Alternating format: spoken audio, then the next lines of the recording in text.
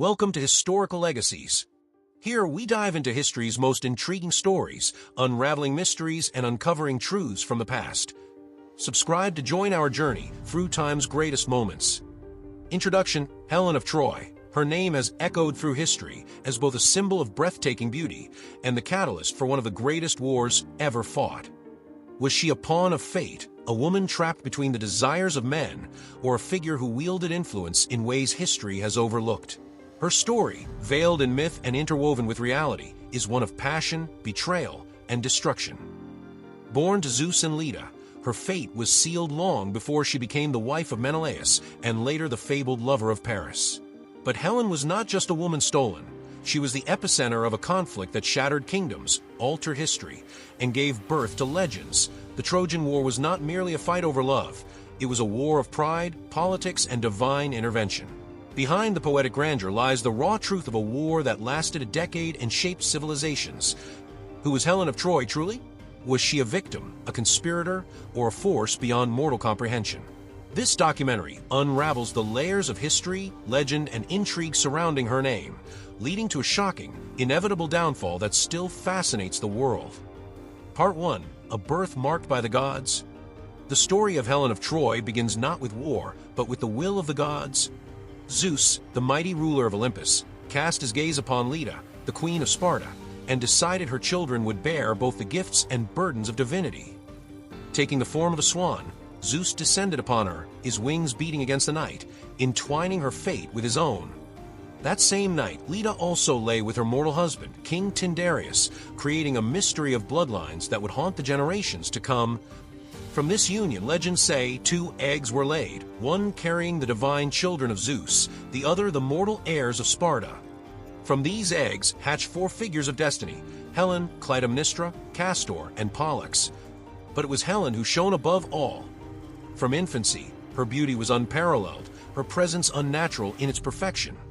The poets would later call her the most beautiful woman ever to walk the earth, but even in her youth, it was clear that beauty was not merely a gift, it was a force of power, capable of bending kings and shaping empires. Yet beauty of such magnitude could not exist without consequence. Before she had even reached womanhood, the first sign of her fate had already appeared, a prophecy whispered in hushed tones by the oracles. Helen, they said, would be the ruin of men. Her beauty would call forth destruction, tearing cities apart and drowning kingdoms in blood. The warning was clear, yet it was ignored, for who would defy the will of the gods? Even before her legendary role in Troy, Helen was desired by men beyond measure. As a young girl, she was abducted by Theseus, the mighty king of Athens, who sought to claim her before any other could. Yet even a hero such as Theseus could not hold on to her for long. Her brothers, Castor and Pollux, the twin sons of Zeus, stormed into Athens and reclaimed their sister, proving that she was not a mere prize to be taken. But this was only the beginning. The world had already begun to recognize Helen's significance, and as she grew into her power, the forces around her stirred with anticipation and unease. Though she was raised as a Spartan princess, her true nature was never entirely mortal. Was she Zeus's daughter or Tyndareus's heir? Did the divine blood in her veins shape her destiny, or was she simply a woman caught in the ambitions of gods and men? One thing was certain: her beauty, whether a blessing or a curse, made her inescapable. The omens continued. A priestess in Delphi whispered of a war unlike any other, one that would rise from desire and leave cities in ruin. The gods themselves seemed to watch Helen with interest, as though she were a game piece on a celestial board, waiting for her moment to be moved. And as her legend grew, so too did the forces that would one day come together in fire, blood, and betrayal. Helen was not yet the face that would launch 1,000 ships, but the tide had already begun to turn. As Sparta prepared for her future, the world beyond its walls watched. Kings and warriors spoke of her in distant lands, knowing that when the time came, she would not be allowed to live a quiet life. Helen of Sparta was meant for something greater, something perilous. And as the gods turned their gaze upon her, fate moved closer, step by step, toward the moment that would change everything. Under the silent gaze of the celestial vault, the night whispered secrets of destiny and divine purpose. Ancient stars shimmered with prophetic light, foretelling a miraculous birth that would ignite legends. The gentle murmur of the winds carried subtle omens of glory and sorrow, as if the heavens themselves conspired to shape fate. In that sacred hour, every cosmic sign affirmed that this child would forever bridge mortal life with divine mystery, leaving an indelible mark on the tapestry of history. Part 2. The most beautiful woman in the world, a prize and a curse. Helen had been extraordinary from birth, but as she grew into womanhood, her beauty became something beyond mortal comprehension. It was not simply striking, it was dangerous. It was the kind of beauty that made men reckless, that turned kings into rivals and warriors into madmen. Word of her perfection spread across Greece, whispered in courts and battlefields alike. She was no ordinary princess. She was the woman who could shape the destiny of any man who possessed her. And so kings, princes, and heroes from every corner of the land prepared to fight for the right to claim her. By the time she was of age, Helen was no longer just a daughter of Sparta. She was a prize of unimaginable worth. Her hand in marriage meant more than love or companionship. It meant status, power, and an unbreakable bond with one of the strongest kingdoms in Greece. Dozens of suitors gathered in Sparta, each one determined to win her, each one knowing that to fail would mean losing more than just a bride. It would mean losing the greatest symbol of power in the known world. Among them stood the most renowned men of the age. There was Ajax, the towering warrior of Salamis, unmatched in brute strength. There was Diomedes, the cunning and fearless leader of Argos. Even Odysseus, the sharp-minded king of Ithaca, had arrived, though he had already set his sights on another, Penelope. And then there was Menelaus, the brother of Agamemnon, the future king of Mycenae. Unlike many others, Menelaus was not the strongest, nor the most cunning, but he had something far more valuable: political strategy. His marriage to Helen would not only secure Sparta, but also strengthen an alliance with Mycenae, the most powerful kingdom in Greece. But Helen's beauty had made this contest dangerous. King Tyndareus, her mortal father, hesitated. He knew that no matter whom he chose, the rejected suitors could turn against Sparta, turning admiration into war. This was not just a marriage, it was a decision that could fracture Greece. The throne room of Sparta grew tense as the suitors demanded an answer, their pride as much at stake as their desires. It was Odysseus who saw the danger and offered a solution. He proposed a sacred oath, one that all suitors would swear before the gods. No matter who won Helen's hand, the rest must vow to defend the chosen husband against any who might try to take her away. A pact sealed in honor, but also in fear. The suitors, unwilling to risk their own downfall, agreed. And so the great oath of Helen was sworn, binding the most powerful men in Greece to a fate they could not yet understand. With the danger of war momentarily averted, Tyndareus made his choice. Helen was given to Menelaus, a decision of politics rather than passion. But though Menelaus had won, did Helen ever truly belong to him? She was bound by duty, but no oath could control fate. As she stood beside her new husband, her eyes distant, a whisper of prophecy lingered in the air. The gods were not done with her. The suitors left Sparta, bound by their promise, but some carried resentment in their hearts. The world believed the matter was settled, that Helen's fate had been decided. But beauty like hers was never meant to be contained. Somewhere beyond the Aegean, in a city called Troy, another destiny was already unfolding, one that would shatter the fragile peace that had been sworn in Sparta.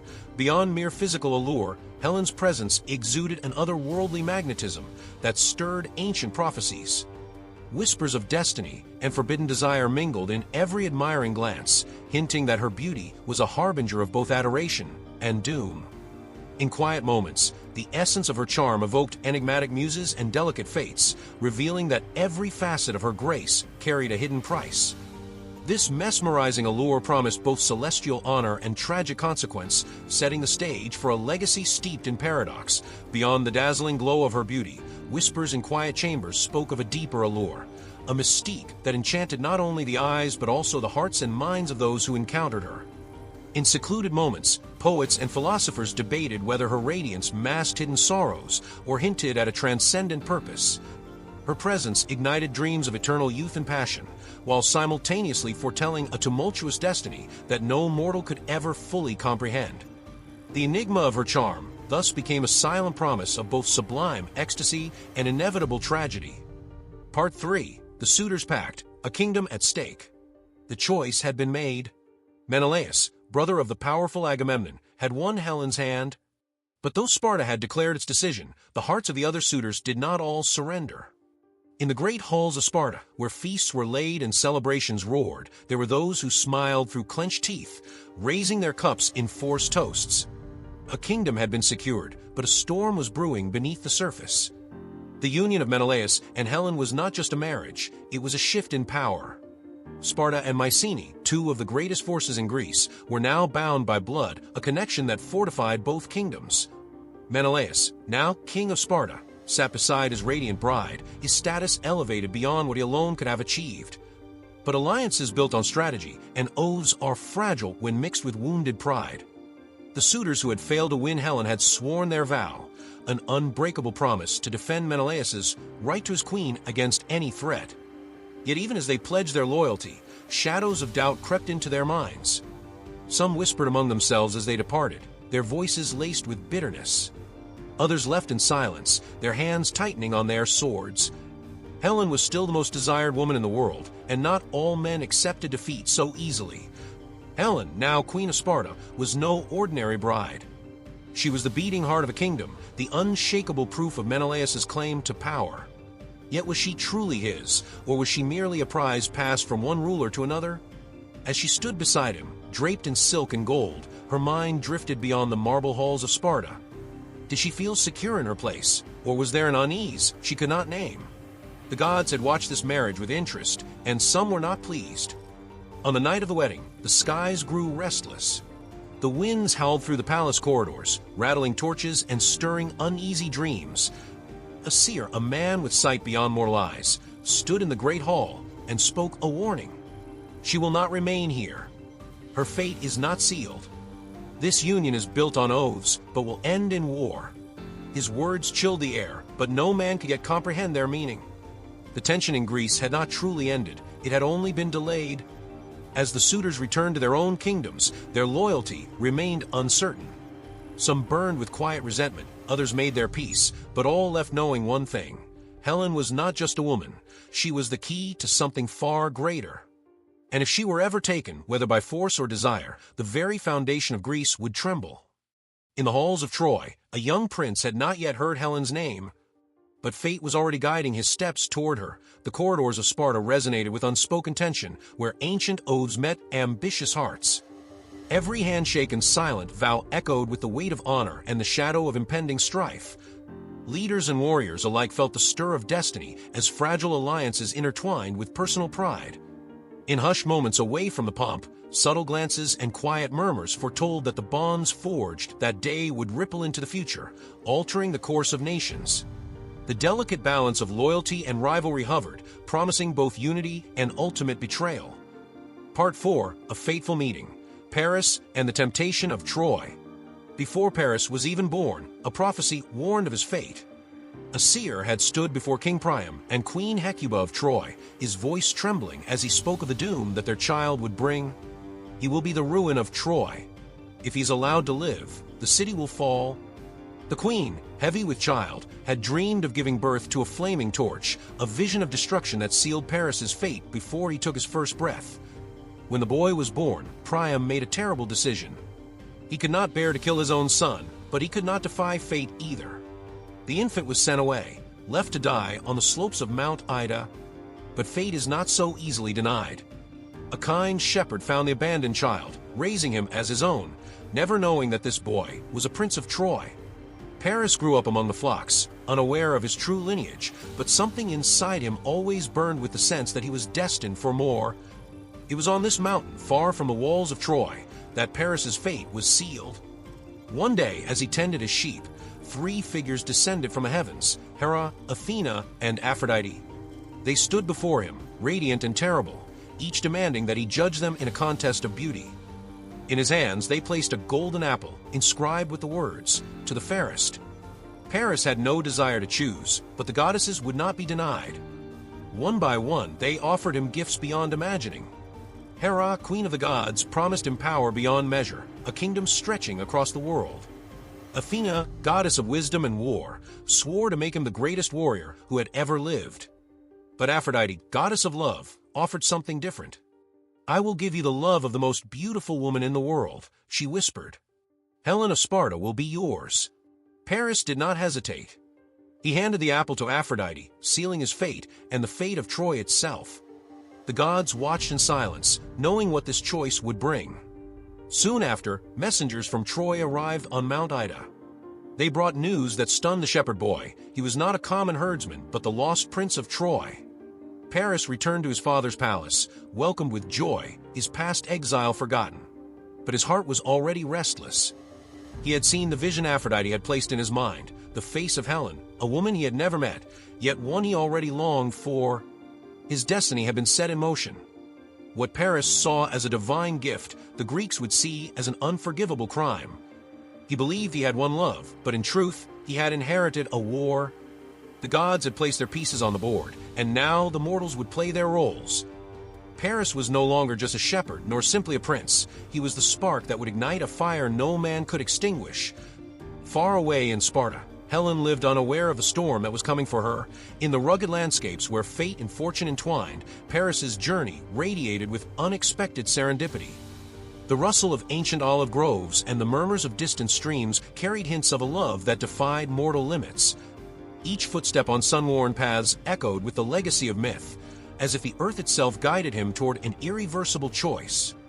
The promise whispered by divine forces infused his heart with both hope and an undercurrent of inevitable sorrow, heralding a future steeped in both wonder and ruin. Part 5. The Abduction or the Escape. Helen's mysterious departure. Paris arrived in Sparta as an honored guest, stepping into the halls of King Menelaus with a confidence that masked the storm brewing beneath the surface. He was welcomed as a prince of Troy, a representative of his father Priam, and for all appearances, a mere diplomat seeking peaceful relations between two great kingdoms. But beneath this pretense lay a deeper motive, one driven by divine intervention. Aphrodite had promised him Helen, and he had come to claim his prize. Helen, queen of Sparta, was unlike any woman Paris had ever seen. Her beauty was the stuff of legend, a radiance that seemed almost otherworldly.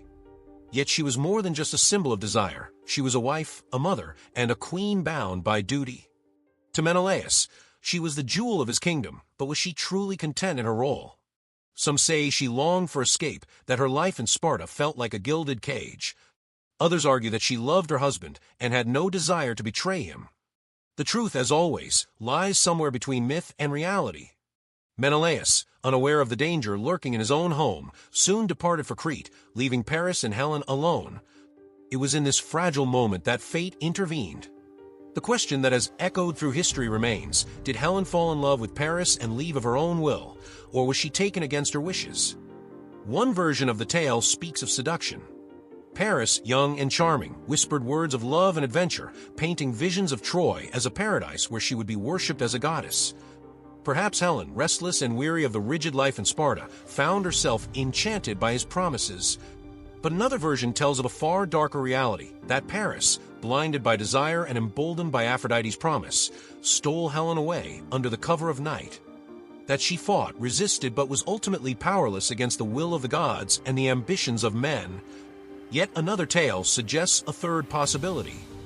That Helen was not merely a woman choosing between two men, but a pawn in the grander schemes of Olympus. Aphrodite had chosen her fate, and the goddess's influence was impossible to resist. Could it be that Helen, whether willing or not, had no true choice at all?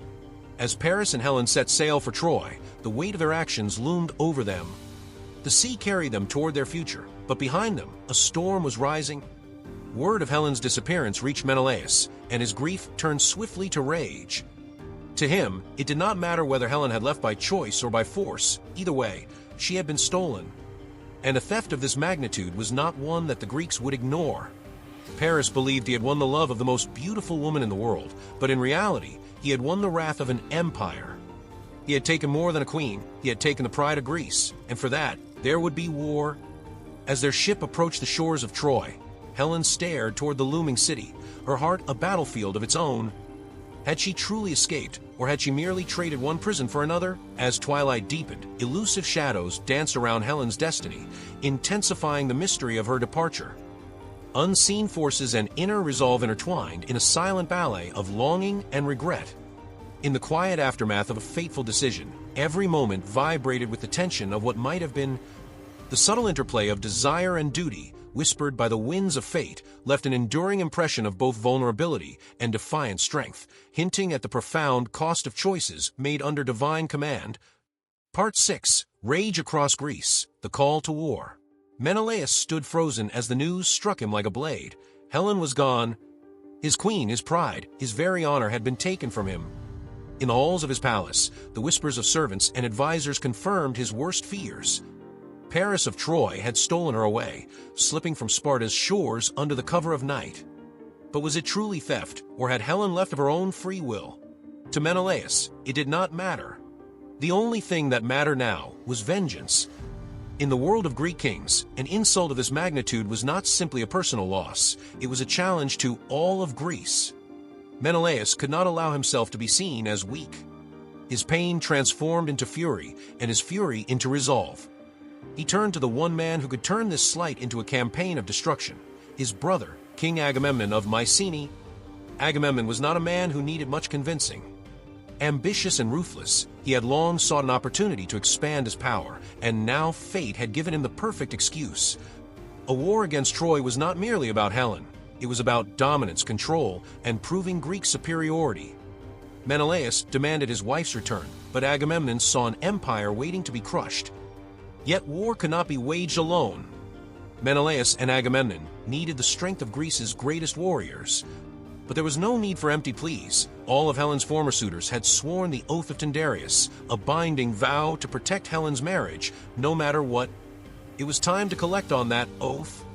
Messengers rode out across Greece, calling upon the mightiest of men to gather their armies. The time for hesitation had passed. One by one, the great warriors of Greece answered the call. Achilles, the near-invincible son of Thetis, destined for glory, but warned that war would seal his fate. Ajax, the towering brute of a warrior, whose strength on the battlefield was unmatched. Nestor, the wise elder statesman, whose experience would guide their course. But not all came willingly. Odysseus, the clever king of Ithaca, had no desire for war. He had a wife, a son, a kingdom he wished to rule in peace. In a desperate ploy, he feigned madness, plowing his fields with salt to appear unfit for battle. But Agamemnon was not so easily deceived. His men placed Odysseus's infant son in the path of the plow, forcing him to reveal his sanity. There was no escape. The oath bound him as it bound them all. Beyond the mortal realm, the gods watched and took their sides. Hera and Athena, enraged at Paris for choosing Aphrodite over them in the judgment of Paris, fanned the flames of Greek vengeance. They would not let Troy stand. The war had divine approval, and the rage of gods was not easily quelled. As ships were prepared, swords sharpened, and warriors readied, the world stood on the edge of an inevitable storm. This war was no longer just about Helen. It was about power, revenge, and the pride of nations. And when the winds blew, carrying the greatest army Greece had ever assembled toward Troy, the fate of an empire was sealed. Amid the rising clamor of battle, the spirit of a nation pulsed with both grief and fierce determination. The murmurs of warriors and the fervent prayers of common folk merged into a single, relentless call to arms. In quiet interludes, the echoes of ancient valor and the promise of retribution intertwined, inspiring every man to stand for honor. The intangible force of collective resolve surged through rugged hills and sacred fields, heralding a war that would redefine the limits of mortal endurance and divine wrath. In the fervor of mobilization, every village and citadel resonated with a shared cry of defiance and despair. Beyond the clash of swords, the very spirit of Greece seemed to awaken as ancient oaths and ancestral legends stirred its collective soul. In quiet moments before battle, fathers and sons exchanged resolute glances, bound by honor and the weight of destiny. These subtle exchanges revealed an unyielding determination, a promise that the sacrifice demanded by war would not be in vain. Such resolute unity underscored the unspoken hope for justice and redemption amid chaos. Part 7. The Thousand Ships, a King's Wrath Unleashed. Agamemnon stood at the shores of Aulis, his gaze fixed on the vast fleet assembled before him. Over 1,000 ships, the largest naval force Greece had ever known, lined the waters, waiting for the winds to carry them toward Troy. Warriors, kings, and soldiers filled the decks, their armor gleaming under the sun, their hands gripping weapons thirsting for war. But the sea remained still. No wind, no movement, only an unnatural silence that stretched for days. The gods were watching, and their will had not yet been satisfied. The seer Calchas, gifted with divine sight, was summoned to interpret the god's silence. His words came as a hammer blow to Agamemnon. Artemis, the goddess of the hunt, was furious. The king had unknowingly offended her, and the only way to appease her wrath was with blood, the blood of his own daughter, Iphigenia. Agamemnon reeled at the demand. He was a warrior, a commander, but above all, he was a father. How could he kill his own child? Yet the choice was clear. Without sacrifice, there would be no war. Without war, Menelaus' vengeance would never be fulfilled, and Agamemnon's own ambitions would crumble. The deception was cruel. Under the guise of arranging a marriage between Iphigenia and Achilles, Agamemnon sent for his daughter, knowing she was being led to her death. When she arrived, her mother, Clytemnestra, beamed with joy, unaware of the horror that awaited. But as the truth unraveled, so did the screams of a mother desperate to save her child. The warriors watched in uneasy silence as Agamemnon steeled himself. This was the price of war. With a final prayer, the blade fell, and the winds began to blow. Clytemnestra's grief turned to fury. She cursed Agamemnon, vowing that one day he would suffer as she had suffered. But there was no time for remorse. The winds had shifted. The gods had given their blessing. The 1,000 ships, burdened with warriors, horses, and weapons, cut through the Aegean, each wave carrying them closer to Troy. Among the fleet, Odysseus watched the horizon with unease. He was a master of strategy, a man who relied on wit rather than brute force. He knew that war was never won with numbers alone, and he knew that 10 years of bloodshed awaited them. Achilles, the greatest warrior of all, stood at the prow of his ship, his mind already consumed by the battle ahead. He sought not only victory but immortality. To die in battle, to be remembered forever, that was the fate he had chosen. In Troy, the sight of the approaching Greek armada sent a ripple of fear through the city. King Priam stood upon the walls, his sons by his side. Hector, the noble warrior, clenched his fists, knowing the burden of defense would fall upon him. Paris, whose actions had brought this doom upon them, remained silent, knowing he had sent an unstoppable force into motion. As the Greek ships neared the shores of Troy, there was no turning back. War had arrived, and neither Greece nor Troy would ever be the same again. As twilight deepened, elusive shadows danced around Helen's destiny, intensifying the mystery of her departure. Unseen forces and inner resolve intertwined in a silent ballet of longing and regret. In the quiet aftermath of a fateful decision, every moment vibrated with the tension of what might have been. The subtle interplay of desire and duty, whispered by the winds of fate, left an enduring impression of both vulnerability and defiant strength, hinting at the profound cost of choices made under divine command.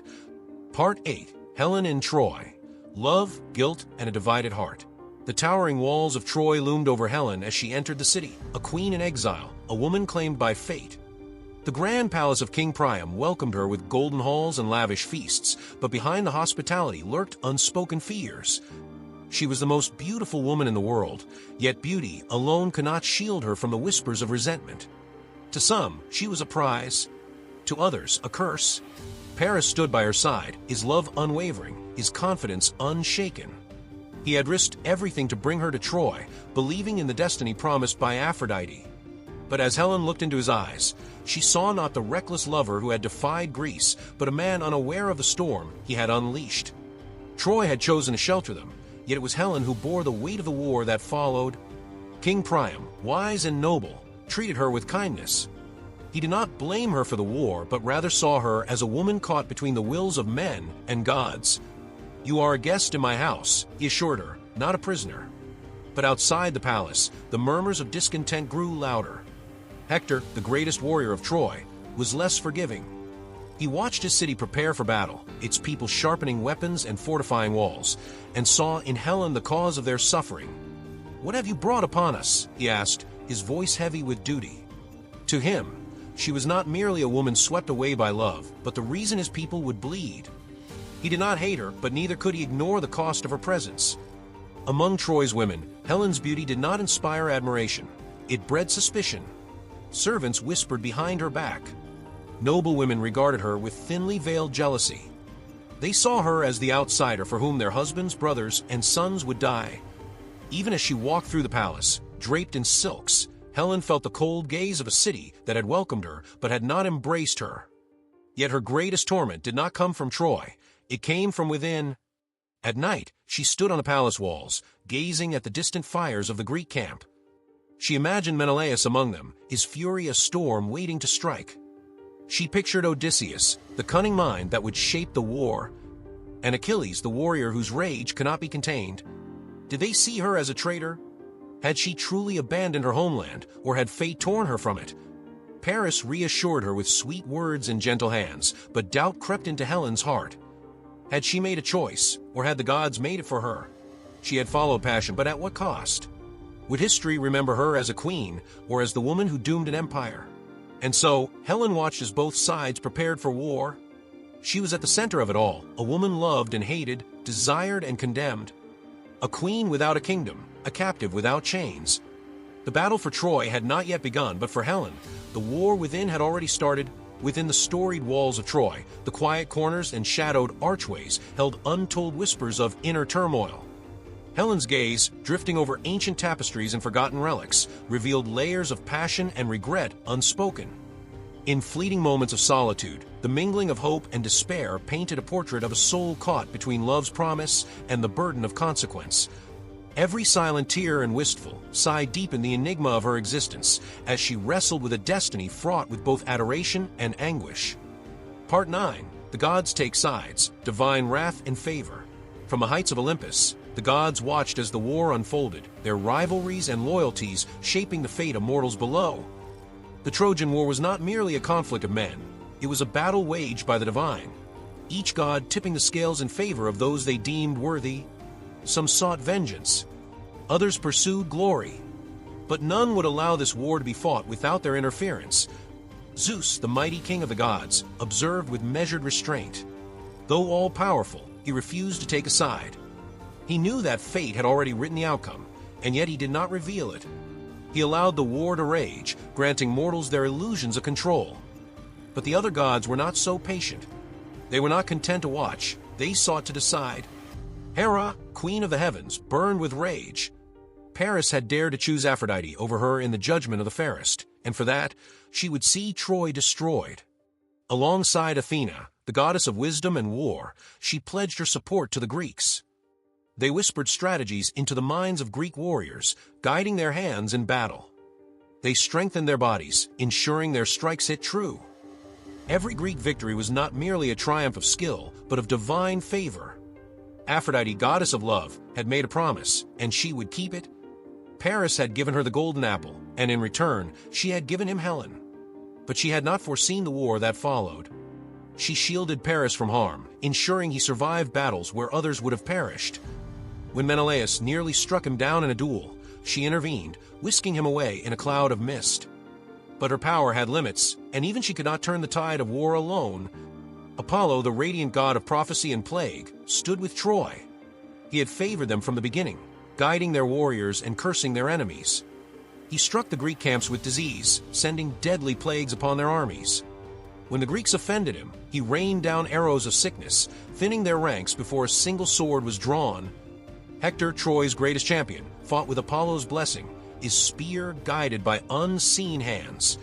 Poseidon, lord of the seas, had once helped build the walls of Troy, but his loyalty was fleeting.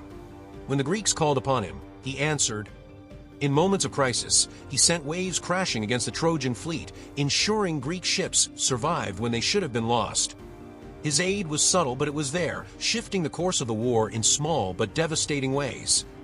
Ares, the bloodthirsty god of war, cared for neither Troy nor Greece. He fought for those who invoked his name, drawn to the battlefield by the scent of blood and the chaos of battle. One moment he stood beside Trojan warriors, lending them strength. The next he answered the call of the Greeks, reveling in the slaughter on both sides. He was war incarnate, unpredictable and uncontrollable. Artemis, the huntress, stood against her brother Apollo in this war. She favored the Trojans, ensuring their arrows flew straight and their hunters found food when famine threatened.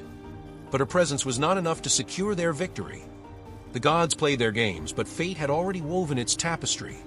Signs and omens filled the air. Prophets spoke of Troy's fall, yet no one could see how it would come. Dreams warned of betrayal, visions whispered of fire, and yet the war raged on. The gods had chosen their sides, but even they could not prevent the inevitable. The war would continue. The cost would be high. And Troy's doom, though distant, was already approaching. High above, in realms unseen by mortal eyes, the gods wove their schemes with subtle yet irrevocable influence.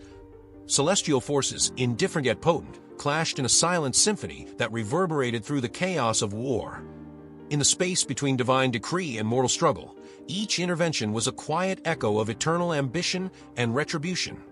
The very fabric of fate trembled under the weight of immortal passions, setting a stage where the boundary between free will and destiny blurred into timeless enigma.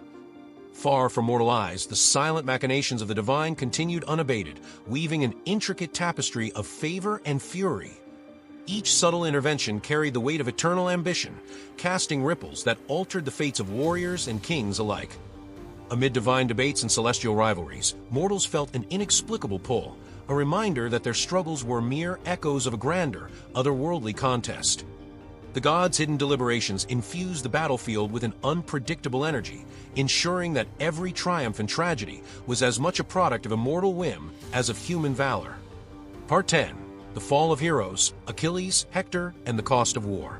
The war had dragged on for years, but no moment would shake the foundations of Troy more than the clash of two of its greatest warriors. The battlefield had become a stage for gods and men alike, and destiny was closing in. The weight of fate pressed down on all who fought, but for Achilles and Hector, it was inescapable. One sought vengeance, the other sought honor, but in the end, both would be shaped by forces far beyond their control. Achilles, the Greeks' most fearsome warrior, had withdrawn from battle in fury after a bitter dispute with Agamemnon. He had been dishonored when the Greek king took Briseis, a woman Achilles had claimed as his own. With Achilles refusing to fight, Greek morale crumbled, and the Trojans, led by Hector, surged forward. The once invincible Greek forces found themselves driven back, their very survival now uncertain. Hector, Troy's noble and skilled prince, became the embodiment of Trojan resistance, cutting down Greek warriors and pushing them to the brink of defeat. But Achilles' absence would not last forever. His closest companion, Patroclus, could not stand to see the Greeks suffer. Desperate to turn the tide, he donned Achilles' armor and led the Myrmidons into battle. At first, the deception worked. Patroclus fought with a fury that made the Greeks believe Achilles had returned. The Trojans faltered, momentarily losing their nerve, but fate had already marked its victims. Hector, thinking he was facing Achilles, confronted Patroclus and struck him down. As Patroclus lay dying, he uttered a chilling prophecy. Achilles would return and slay Hector in revenge. The weight of those words settled over the battlefield, a grim foreshadowing of what was to come. When Achilles learned of Patroclus' death, grief consumed him like wildfire. His rage was no longer about pride or honor, it was personal. He re-emerged not as a warrior, but as an unstoppable force of destruction. The gods themselves took notice. Thetis, his divine mother, brought him new armor, crafted by Hephaestus, shining with the fire of vengeance. When Achilles stormed onto the battlefield, the earth seemed to tremble beneath his fury. The Trojans, once emboldened by Hector's strength, now felt the shadow of doom creeping toward them. Hector knew he had no choice but to face Achilles. Though fear gripped him, he stood outside Troy's gates, ready for the duel that would decide the fate of his city. The gods, ever intervening, played their roles. Apollo had aided Hector before, but now Athena deceived him, making him believe he had a chance. The two warriors clashed, but Achilles was relentless, striking with the precision of a man possessed. Hector fought bravely, but the outcome had already been written. With a final, merciless thrust, Achilles drove his spear into Hector's body. As he lay dying, Hector pleaded for an honorable burial, but Achilles, still blinded by fury, refused. Even in death, Hector found no peace. Achilles, unwilling to let go of his rage, tied Hector's body to his chariot and dragged it around Troy's walls for days. The Trojans wept as their greatest hero was defiled before their eyes. But the gods had seen enough. Zeus himself ordered Achilles to return Hector's body, and the task fell to Priam, the aging king of Troy. Risking everything, Priam crept into the Greek camp at night, falling to his knees before Achilles. The moment was heavy with sorrow, one father begging for his son, one warrior confronting the cost of his wrath. In that moment, Achilles, still grieving Patroclus, saw his own father in Priam, and relented. Hector's funeral was held with great mourning.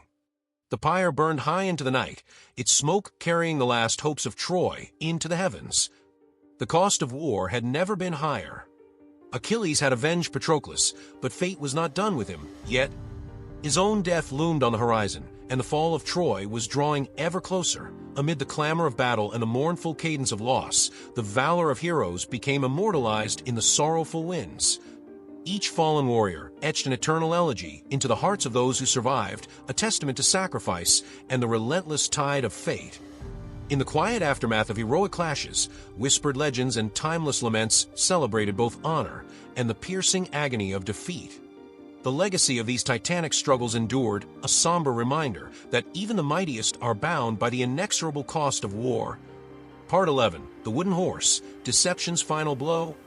For years, the Greek forces had been locked in a brutal stalemate against Troy, and their hopes of storming the mighty walls were dwindling under the weight of relentless resistance.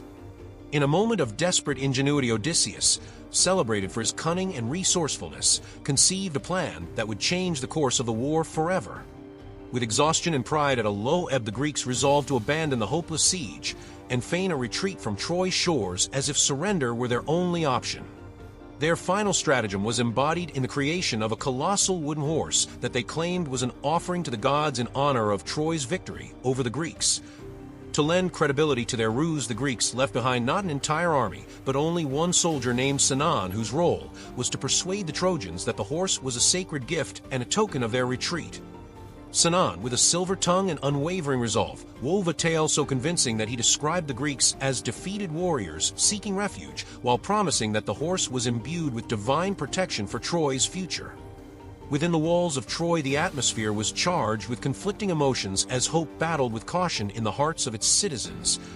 While some Trojans celebrated the prospect of an end to the long and bloody conflict, their overconfidence blinded them to any lingering doubts about the true nature of the gift. A sense of festivity and relief spread through the city as the wooden horse was paraded through the streets and placed at the city gates with all the pomp and circumstance of a divine bounty bestowed upon them by the gods. Yet amid the clamor of joyous celebrations, two voices of warning rose in despair from within the city walls. The priest Laocoon, his eyes filled with foreboding, urged his fellow citizens to question the offering and denounce the horse as a treacherous trick orchestrated by the Greeks. At the same time, the seer Cassandra, cursed to speak only truth that no one would heed, foretold dire consequences that would follow the acceptance of the mysterious gift. Her anguish cries were drowned out by the jubilant chorus of Trojans, who were eager to claim the prize as a symbol of their triumph and as a talisman of divine favor. Blinded by their collective pride and overwhelming desire to see their long-fought victory materialize in the form of the wooden monument they had brought inside their fortified walls. That fateful night, as the city slept under a blanket of deceptive calm, the hidden Greek soldiers concealed within the hollow belly of the massive horse stirred into action. One by one, they emerged silently from their wooden prison and proceeded to open the towering gates of Troy to their waiting comrades stationed just beyond the darkened horizon. The strategic brilliance of the deception, coupled with the fatal misjudgment of Trojan leaders, set in motion a cascade of events that would lead to the city's ultimate downfall. In that moment, the wooden horse transcended its physical form to become a symbol of Greek ingenuity, pitted against Trojan overconfidence and fatal complacency. The ensuing chaos would mark the beginning of a catastrophic end for Troy, as the hidden warriors unleashed an invasion from within and brought the proud city to its knees. In the stillness of a deceptive night, the silent grandeur of the wooden horse spoke volumes of mortal cunning. Every carved plank and hidden compartment exuded an aura of audacious strategy and subtle resolve. The hushed whispers of conspirators mingled with the distant echoes of ancient caution, creating an atmosphere thick with both hope and foreboding. This ingenious ruse, cloaked in the veneer of divine favor, redefined the art of subterfuge, leaving an indelible imprint on the chronicles of human ingenuity and treachery. As the silent hours deepened into the night, an eerie calm settled over Troy, a deceptive tranquility that belied the impending storm. In dim corridors, the echoes of cautious doubts mingled with the cheers of misplaced victory, creating a poignant counterpoint to the Greeks' ingenious ruse. The subdued murmur of anxious voices and the flicker of torchlight cast a somber shadow, suggesting that fate's scales were precariously balanced. This additional layer of suspense served as a quiet reminder that even the most brilliant stratagem could not escape the inexorable pull of destiny. Part 12. Troy in Flames, the End of an Empire. The Greek soldiers, having emerged from a deceptive wooden horse, swept into Troy with a relentless fury that left no corner unscathed. The once proud city, built on legends and dreams, now trembled under the weight of an unstoppable force, its mighty walls proving powerless against the tide of destruction.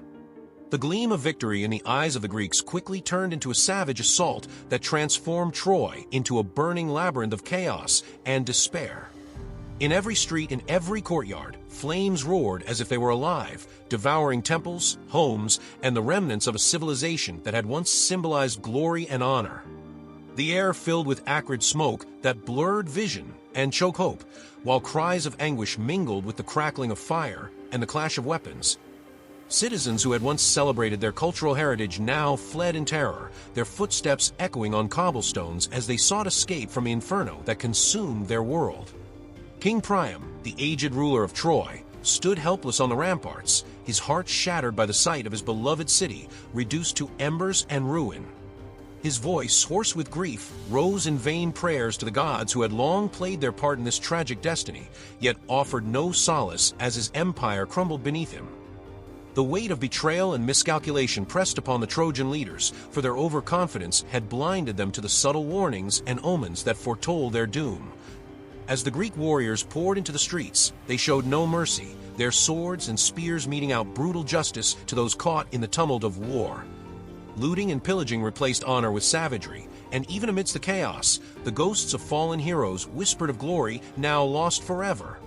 The flames danced in the night, casting eerie shadows over the ruins, while the gods looked on with conflicted hearts, some reveling in the spectacle of retribution, and others mourning the fall of a once great realm. Trojan defenders, despite their valor and desperate resistance, found themselves overwhelmed by the tide of invaders, their brave stands turning into tragic epitaphs of a proud heritage. In the midst of the carnage, families were torn apart, and the legacy of Troy was reduced to smoldering fragments that the wind carried away like forgotten dreams.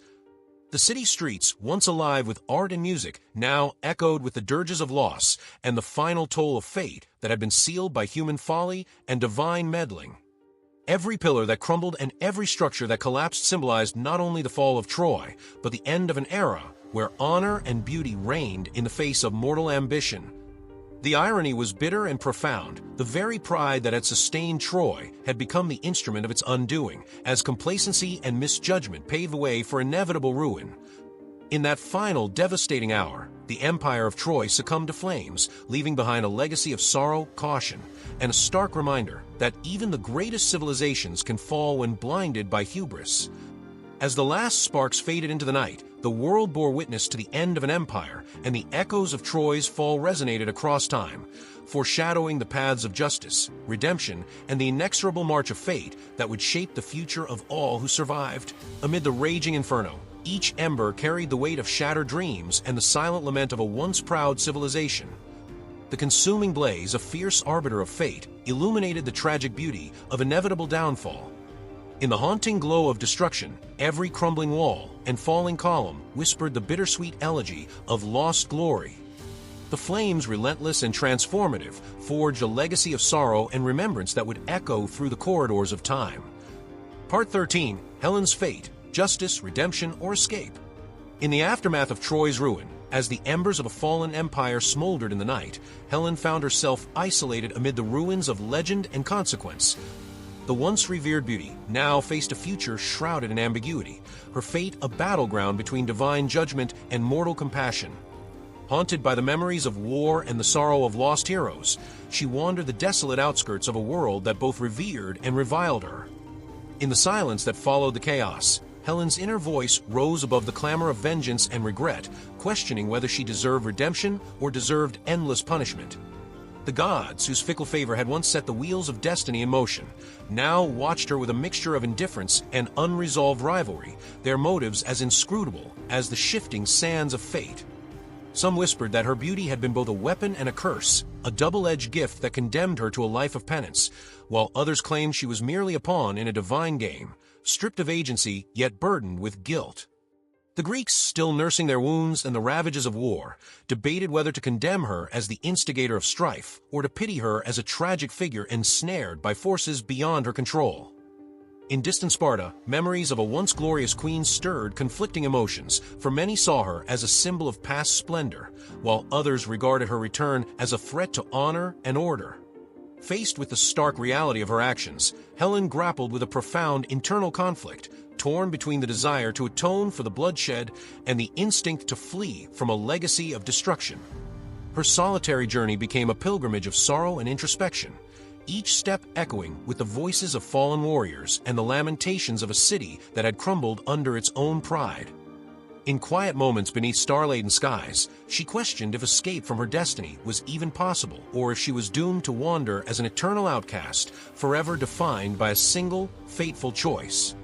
Rumors began to swirl that Helen might seek refuge in the lands of her birth, where the soil still remembered the footsteps of Spartan queens, yet even there the shadow of Troy would not easily be cast aside. Some accounts tell of her eventual return to Sparta, where she faced judgment from both the gods and men, forced to endure a trial by exile and remorse, while others suggest she vanished into obscurity, her true fate lost to time and myth. Each version of her story added another layer to her enigmatic legacy, leaving behind a tapestry woven with threads of justice, redemption, and escape.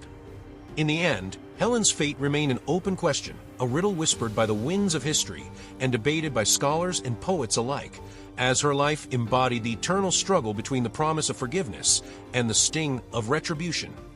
Her destiny, like the war she had unwittingly ignited, defied simple explanation and continued to inspire both reverence and condemnation among those who dared to remember her story. In the quiet aftermath of chaos, Helen's journey took on a contemplative hue where every step resonated with the duality of fate and forgiveness. The soft cadence of regret mingled with the tender hope for absolution, as her spirit navigated a labyrinth of moral complexity. Each moment of introspection unveiled new layers of resilience and sorrow, hinting at the possibility of renewal amid perpetual exile. In the interplay of light and shadow, her destiny emerged as a profound mystery, a delicate balance of justice, redemption, and the longing for escape. Part 14. A Queen Once More. The Return to Sparta. After years adrift in the wake of Troy's ruin, Helen began a long and painful journey back to the land of her birth, determined to reclaim not only a throne but the remnants of a shattered identity.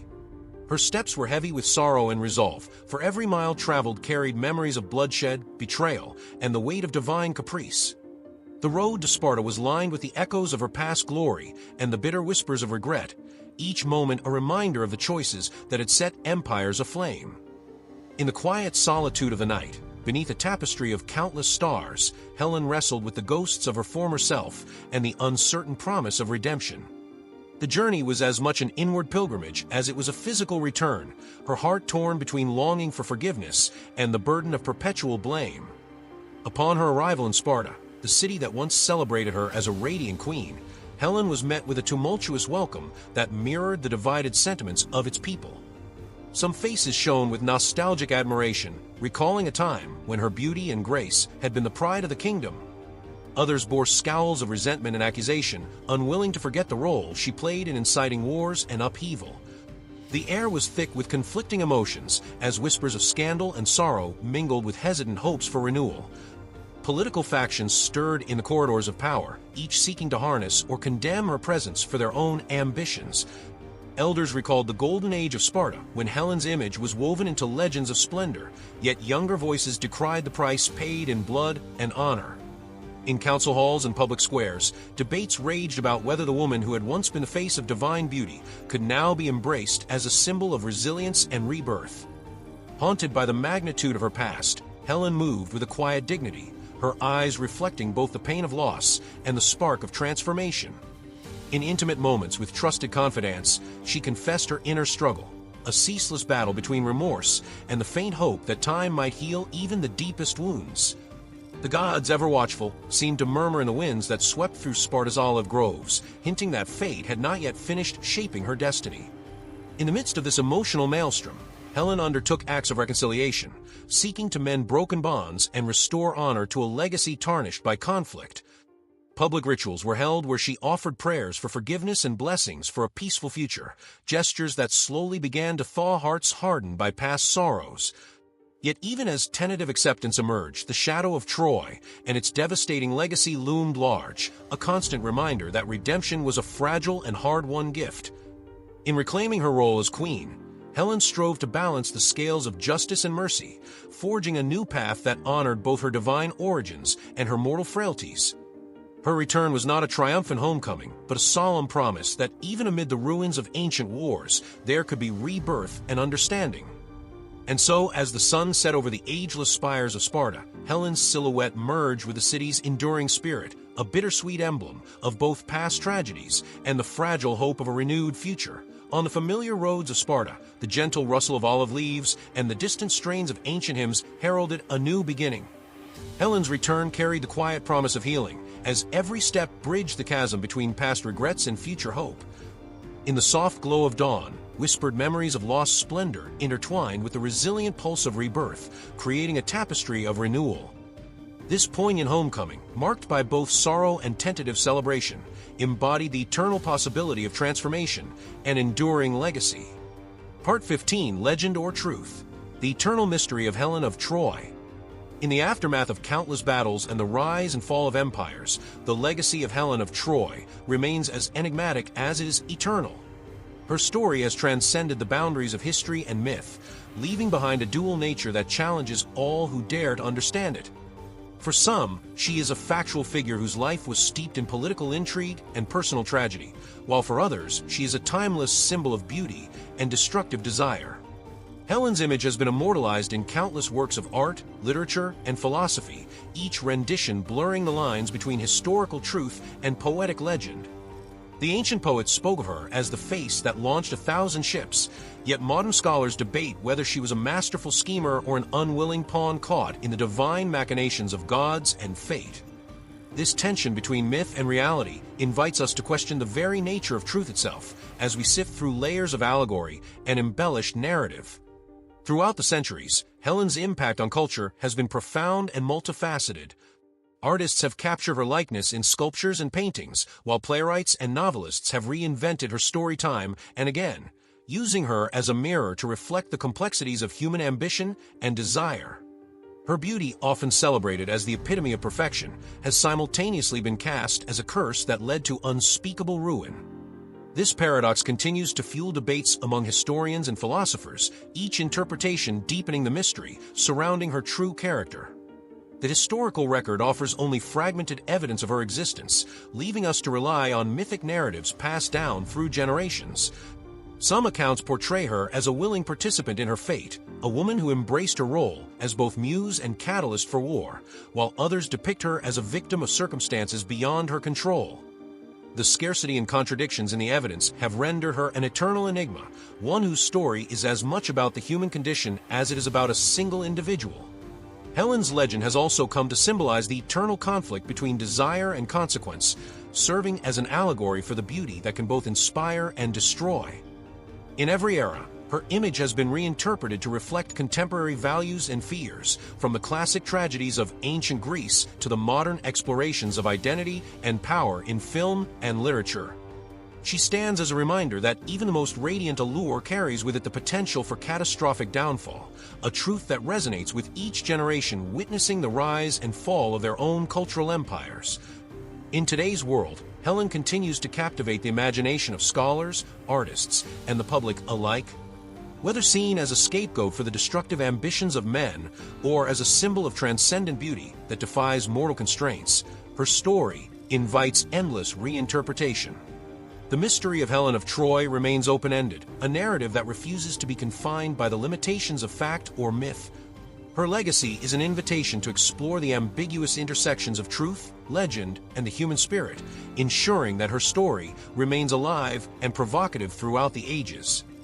And so, as the echoes of ancient battles fade into the mists of time, Helen of Troy endures as an eternal enigma, a timeless muse whose legacy continues to inspire wonder, debate, and the relentless pursuit of truth. In the interstice where myth converges with reality, Helen's legacy continues to inspire wonder and scholarly debate. Each unsolved riddle and every inspired work of art adds a new layer to her enduring enigma. The delicate interplay of history and fable invites us to explore questions that defy simple answers, challenging our perceptions of beauty, power, and destiny. As her story is reimagined by each generation, the eternal mystery of Helen persists, a timeless muse whose truth remains as elusive as is captivating. In the lingering twilight of myth and memory, scholars and artists continue to seek the elusive truth behind Helen's legacy. Each new interpretation adds a vibrant brushstroke to an ever-evolving canvas where history and fable intertwine in delicate harmony. The allure of her mystery spurs endless inquiry, inviting modern minds to re-examine ancient texts, unearth forgotten relics, and question the very nature of legend. In this perpetual dialogue between past and present, Helen emerges not merely as a figure of yore, but as an enduring symbol of beauty's power to both elevate and devastate, forever captivating the human imagination. Thanks for tuning in to Historical Legacies. If you enjoyed this dive into history, please like, subscribe, and share. Join us next time for more fascinating stories from the past.